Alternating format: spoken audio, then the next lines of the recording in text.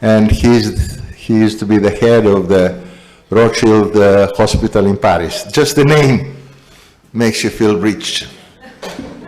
It's incredible. And he had a very tiresome flight to come here. Yeah. Sorry, Yannick. Everybody is fighting against TVRS. They envy us. They put a lot of obstacles, but we're still going forward. Thank you. Yes, please. Okay, thank you, Thanasis. Thank you for the invitation. Thank you for putting up this thing, because I think we really missed this kind of meeting during the last 2 days. My COVID was only 3 weeks ago, so I was a little bit late, but now it seems it's okay. And I don't give you any contamination, I guess. Okay. You'll see during these days a lot of technical presentation, and it's exactly what I don't want to do, because I'm sure that the main thing when you are operating patient is to know what you are doing, what you are going to do, and mainly to manage the patient, because at the end you're there for that. And when you see this wonderful thing, I was just there for the IOL fixation. Oh, it's wonderful. But the main thing is first to manage the patient. So that's why I wanted to begin with this presentation. So nothing technical, only a few rules, but always remember these rules, because it's really, really important. First, you have to speak with the patient, explain the disease, explain the possible options, explain the evolution without treatment, and explain the expected result. You don't say the same thing when the patient comes with a retina like that, and when it's small retinal detachment, obviously. Most of the time, no. Sometimes it's a waste of time, because the patient says, okay, can you change my glasses? No, that's not the problem. But you have really to say important things to the patient, because he has to understand what you are doing. Most of the time you are operating under local anesthesia. Under local anesthesia, the patient sees your tools. He knows what you are doing most of the time, except if you have a huge retrobulbar anesthesia, the patient doesn't see anymore. But most of the time he sees your tools. So don't try to be too shaky, because the patient knows that, and so on. That's really important. And obviously, the management of patient expectation is different between the situation. When you have an emergency, for instance, a retinal detachment, what you have to say to the patient is you have to make surgery. It's the only option for a symptomatic retinal detachment, not always the case for an asymptomatic retinal detachment. And so the patient needs to hear that without operation, the eye is lost. So really, it's important to say it. Never say that you will be able to cure his retinal detachment in one single operation. Never say that. It's something important to say that all the chances are with us if everything goes well. But even in a very simple case, you never know that if you don't need a second operation. And you have to explain that the aim of surgery is first to find the breaks, then to close the breaks, and to avoid reopening of the breaks. All these things are really important to say to the patient, and that visual recovery is theoretically in the hand of God, because you never know before. Except that what you don't say, it's all the surgeries, all the indications are not the same. In this case, what do you think is the best, what surgery gives the best visual result in one surgery? Don't say it to the patient, but look at the literature and say between pneumatic retinopexy, localized indentation, or vitrectomy and gas. 40 years old phakic patient. What are the best visual results? In your opinion? Localized indentation and buckle. I see a whole guy who has a lot of experience. That exactly localized indentation, that is the best thing to do for the patient, except that you have to know how to do it.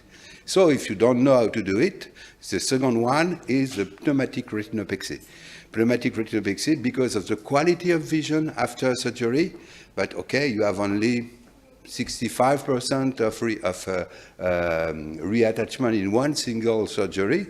And the worst one is a vitrectomy and gas. It's probably the most, I guess that most of you will go to vitrectomy and gas because it's simple, it works, and so on and so on. But for the patient, you give him a cataract, he'll have a huge gas bubble in the eye for 2 weeks, 3 weeks after surgery. You don't have that with a localized indentation. So technically now, with the machine, you'll see... Sorry, Yannick, one of the worst things that I've seen is macular displacement. Also, While you're injecting gas, you can displace the fluid to the macula. it was after. Well, yes. It was after, but okay. Sorry, I jumped the gun, sorry. I agree. Sorry. It's it's something like 14% of the cases you have displacement of the macula or the retina, and with vision that is not optimal. In the worst case, there is a diplopia, monocular diplopia, but in some other case, the patient is not comfortable, and the only way to see that is to make blue autofluorescent, and you see that the vessels are no more where they used to be before, and it's one of the worst complications of vitrectomy and gas. We are currently doing a study about that to understand which could be the best way to make vitrectomy and gas, but you have never that in pneumatic retinopexy, you have never that in localized indentation. So don't forget that, even if vitrectomy and gas seem something obvious, we have the pressure of industry to use 27 gauge and so on, but actually it's not the best way to treat this kind of simple retinal detachment. Okay, so you have not to say that to the patient, because you have to say that you are going to do the best indication for you in your hands, but try to learn a little bit more about indentation. For instance, a little bit the same macular, another rule, don't hesitate to ask questions during the talk, don't worry. Macular epithelial membrane and vitreomacular traction. There is always a high discrepancy between anatomy and vision. You have absolutely incredible OCT or picture and so on with the patient seeing perfectly well. So when the patient don't complain of anything, that's why probably the satisfaction rate after a few years is less than 50%. It was a study done 10 years ago by Jan van Beurs in Rotterdam, phoning to the patient saying, okay, now with your result, would you go to have another surgery? Would you consider to have surgery? And 50% of the patients said, I'll keep my membrane, and it would be fine. So it's a little bit disappointing for the surgeon, but okay. So when there is a lot of symptoms, don't hesitate to put an indication, but don't make indication because of the picture. In symptomatic patient, you have to explain that surgery is the only way to improve vision, that vitrectomy is a relatively straightforward surgery, but complication may always occur. I can show you some example. For instance, macular hole, simple. I want to turn my forceps in my hand. Look there, wonderful. That's a complication. So, local anesthesia, obviously. So first you try not to swear too high, you try not to shout too much in the operating theater, you have to go on with surgery. It's only because I was turning my forceps and I don't know, there was something with the drapes and say, okay, I dropped my lens, fortunately, my forceps, fortunately, in nasal. So you have to stop bleeding, and then you have to explain to the patient, no, small problem, don't worry, everything will go well, and that's it. Perfluorocarbon, we try to put the retina back because it was a huge opening in the retina. And all the problem you have in this case, it was a really straightforward macular hole, a small one, 3 300 microns, and then you can treat that. And well, the only thing in this case I tried, but I did not. I was unable to remove the internal limiting membrane. Too much stress. So the way I change the gas, the eye is full of air, and with 2 needles, it is the way I use for years to put the gas in the eye. So before surgery, you see this small hole, and you see afterwards, fortunately, the hole was closed, and the patient at 6 and 10, and the kind of things that always may happen. So there is simple surgery, but you have always to say to the patient that there is always a risk, a small risk, but a risk to have a really decreased visual acuity after surgery. So that's why you have always to be careful in your indication. For instance, lamellar macular hole. At this time, I was operating on macular hole, lamellar macular hole, and you see that the vision after and before surgery is exactly the same. No satisfaction, bad indication. I don't operate no more. Most of the time, I don't operate no more lamellar macular hole. In this case, it's not a lamellar hole. It's an epithelial membrane with a pseudo hole. You see that there is this membrane there with a traction, and then you have a very, very good visual result. So you have first to be sure of what you are operating on, because it's not the same case like this one. It's a lamellar macular hole without no proliferation, or an epiretinal proliferation, but no membrane. This one is different. Most of the time, you don't see it too much on the OCT. You see it on the infrared picture that comes with the OCT. The indication is different. The results are totally different. This one, what would you do for this old patient, 84 years old? And this picture was done in, I think it was 2014 or something like that. Okay, this one has a very good visual acuity, and last year she has still the same visual acuities, and she died from COVID. And then, okay, when you look at the picture, you say, wow, wonderful surgery, that will be easy with a good result. Yeah, except that she has still a very, very good visual acuity. And a lot of patients are like that. This one, vitreomacular attraction, 83 years old lady, phakic, which is a miracle in Paris when you are 83. Escape a cataract surgery. Escape, yeah. And you see that there was this wonderful traction, but she has absolutely normal visual acuity. She didn't complain of everything. So wait, no emergency, wait a little bit more, and when you are up, it has left. So there was a spontaneous release of the traction. And look at the right eye with a good visual acuity, but it was slowly decreasing, and afterwards still decreasing. Surgery, incomplete surgery. You see that there is still inner limiting membrane there, but the vision is back to 8 and 10 after a combined surgery. This one, and the other eye has still is lens. So that's important to know exactly the natural history of the disease, to know exactly if the patient is complaining of everything. It will be different if you are living somewhere in the desert and you know that the patient you can see in only each 10 years. But if you are in a normal country where you can see the patient each 6 months, don't be impressed by the picture, but only by the visual acuity.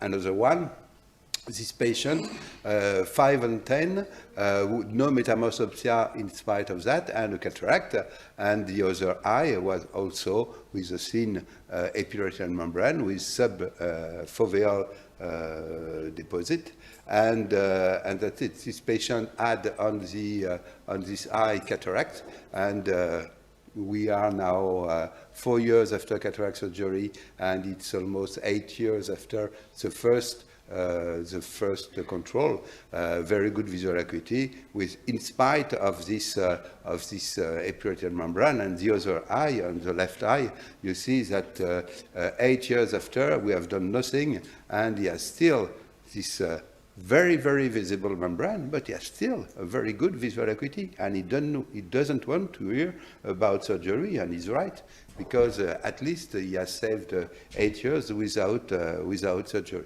So what's important, to be sure that you improve patient satisfaction, okay, emergency case, don't worry, the only thing to do is to choose the right indication in your hands. For functional surgery, it's no blinding. I mean, if you don't do anything, the patient will not lose his eye. You have always to thoroughly explain the benefit-risk of the surgery. If there is no symptom, there is no benefit, except when natural evolution is always bad, which is not frequently the case for epiretinal membrane, for traction, and so on. You have to explain surgery and the complication, even rare ones. And so the patient satisfaction increases when the patient is part of the initial decision. Okay, we will guide the patient by the decision making. But if the results have been explained before surgery, I think it's only the best way to improve patient satisfaction. So that's it for this presentation about philosophical one, not technical one. Don't remember, never forget that there is always a possibility of a complication, and the satisfaction of the patient is not exactly the same that satisfaction of the photographer is looking to wonderful thing. You are not doing Photoshop, you are doing surgery. Congratulations. If I can add something to that, remember that you're doing something under local anesthesia, and this is a very important issue. So concentrate on not talking. When you talk to your people, when you have an incident, imagine yourself being on a table of a surgeon, and the surgeon says, oh, sorry. Don't make any sounds. And when something happens, I can understand who is a good surgeon, but not expressing himself. Things are going wrong in the auditorium. Probably the nurse didn't switch off the infusion or didn't do that. You should not shout against the nurse. Imagine, sorry to say that, imagine yourself when you're doing under the local anything, that you're listening to every detail. You want to see if the breath of the surgeon goes faster, you say, what's wrong? What's happening? So you have to be a patient before you be a doctor sometime. The second thing is, when you get experience, you get the complication of what? When you want something, you put your one instrument into the eye, like forceps, and then you want something from the table. When you're very experienced, you lock your hand like that, and you can go and grab something else and put it back without removing the instruments from the other hand. Never do that. It doesn't matter how experienced you are, because the natural body movement can do this. And this can be a hole on the macula. Can this be a scratch on the area? Because you don't know the importance of locking. And when you want to do something outside the eye, remove what's in the eye and then do anything you like. Dance, if you like. And the third thing is explaining the patient about the complications. It's easier for me to say, are you driving a car? Say, yes. Do you know the possibility of having an accident going home? He said, of course. I said, it's 10% if you go traveling. 10% to have an accident. Do you still drive? Yes, I do drive. Well, there is a possibility to have an accident. But in my hands, because that's another thing, they open up the internet all the time, and they see statistics, 87%. And also, it's the website of a lot of surgeons who says, I'm doing macular hole surgery 100% every time. So you have to fight those two things and tell them that, okay, we might have an accident, but in my hand, I didn't have an accident like that for the last 5 years. If you're the first one, you take a medal. So make him, I always say that, and I'm going to say it again, take the bug from his body and put it in your body. Not put your bug to his body in order to feel safe yourself, that he's not going to sue you. By telling him that this complication might happen, this might happen, this might happen, this might happen, he doesn't believe you. He says everything is going to be all right. That when it happens, he said, you didn't tell me I'm not going to look perfect, but I told you, you signed it. No, you didn't mention it, because they're focusing, everything is going to be all right. So it doesn't have to be this aggressive to protect legally yourself. And the other thing is, break the anxiety with a joke. Incredible. Somebody comes to my office and his wife has a macular hole, and they came, both of them, man and wife, a little bit crazy. Doctors, they told me I had to do surgery, I lose my eyes, what is happening? Because people that they are in the market, they say if you don't do the eye today, tomorrow you'll be blind. They don't want to lose the patient. And they come to me and I say, what can I do? My wife is done it. Your wife is broken. Take another one. This one is broken. Don't spend any money on that. Take another wife. First of all, they just look at you, what are you saying? Okay, crazy. And then when they see that you're lighting up the atmosphere, that means it's not so serious. And then you can explain. So find a way to break the anxiety of the patient. That's why I love Yannick Lemaire when he gives such, the patient doesn't come with his eye in his head and say, do my eye. He comes all together. So you need to talk to him for half an hour, 20 minutes, to understand what he wants, what kind of person is. Is he neurotic? Is he fat? Is he, you're like a psychoanalyst. And then for every patient, you have a different approach. You cannot say to somebody who's health freak, you might happen this and this and this and this and this. They don't even drink water. They don't even wash their hands. So you have to have a different attitude. But basically, you need to take the load of the back and put yourself, how would you like to be treated when you have a problem? How would you like your daughter to talk to you? And sorry for being so, but my experience is not so good, because when you get older, you don't do great surgery. This is stupid to say. You get experience, you do a lot of surgery. But the thing is, you know people more. And we never do epiretinal surgery or macular hole surgery. We have uretinus, that you said that. If he doesn't have symptoms, if he doesn't ask you to do it, if the patient doesn't like to do it, and you know what is the percentage of the success, it's not because it's easy. And you should not be like, surgeons should not be like hammer, that everything looks like a nail. And thank you very much. So we go to, sorry for interrupting, but I just said, tell you, I had 10 years since I finished medical school, so I learned all these things in 10 years.